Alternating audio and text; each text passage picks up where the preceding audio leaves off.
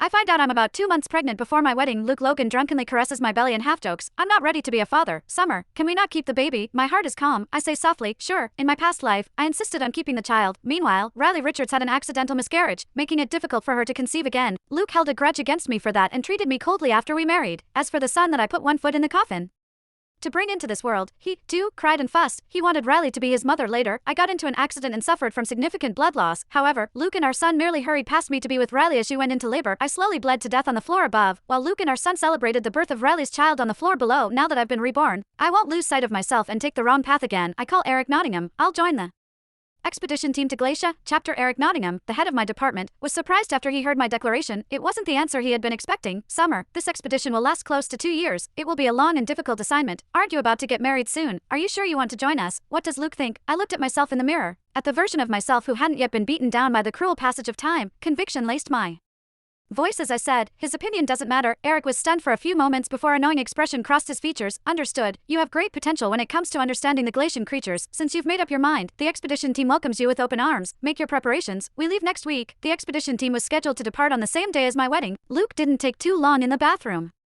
Steam billowed out from behind him as he exited. The fog of intoxication had cleared from his head after he took a shower. He sat down next to me before pulling me into his arms. What's with that blank look? You're still daydreaming. My senses were assaulted by the scent of gardenias that clung to his damp skin. It was so overwhelming that I could feel a headache building. Luke smiled when he noticed that my eyebrows were pulled together. I was only joking earlier because I was drunk. Don't tell me you thought I was being serious. I admit that it's my fault. I'll learn what I don't know. I won't let you or the baby suffer any hardships. I couldn't help but think about how the source of all my hardships in my past life could be traced back to Luke. He angled his body toward me as he spoke before leaning in to kiss me. In my past life, Luke stopped being affectionate with me after Riley underwent treatment and successfully got pregnant again. I dodged his kiss. The movement accidentally messed up his bathrobe and exposed a tattoo of a set of teeth marks. Luke told me once before that it was just a regular tattoo. He didn't get rid of it because he was afraid of the pain, but I discovered the truth in my past life. The teeth marks belonged to Riley and the tattoo served as proof of the wonderful first love they shared. Luke was visibly displeased when he noticed I wasn't receptive to his advances. Summer, we've been together for 6 years. Are you going to be difficult just because of something I said on a whim? I shook my head and said, you're overthinking things. I don't feel so good because the baby's been moving around. Luke picked me up and gently laid me down on the bed. Don't worry, I'm here. His dark eyes were like bottomless pools. I'd lost count of the amount of times that I was pulled in and drowned by them. My parents were good friends with Luke's parents. When my parents passed away from an accident, Luke had gazed at me with the same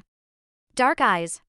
Don't worry, I'm here. I'll protect you. He had told me. The storm raged outside, accompanied by deafening claps of thunder. A shrill ringing broke through my thoughts and pulled me back to the present. When Luke answered his phone, Riley's sobbing came echoing through the receiver. Luke, my stomach hurts so much. Can you come over and take me to the hospital? Luke's tone was filled with anxiety when he said, something happened to the secretary I just hired.